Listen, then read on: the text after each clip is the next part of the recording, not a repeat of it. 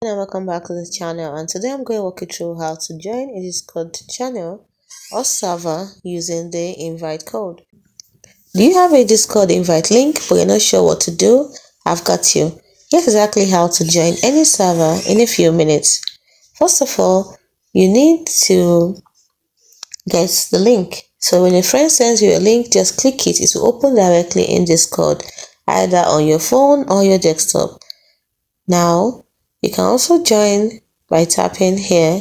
Tap on the plus icon on the left and you can see join the server. Tap on it and then you can paste the link here and then tap on join with invite link. So you must put a valid link or a code, and once you tap on it, that should take you to where you will go. Now, a pop-up will show you the server's name and how many people are in it. Always check the rules first.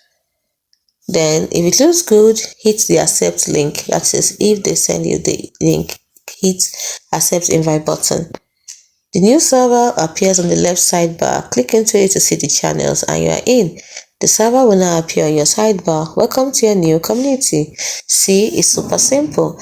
Now that you're in a server, you want to customize your profile.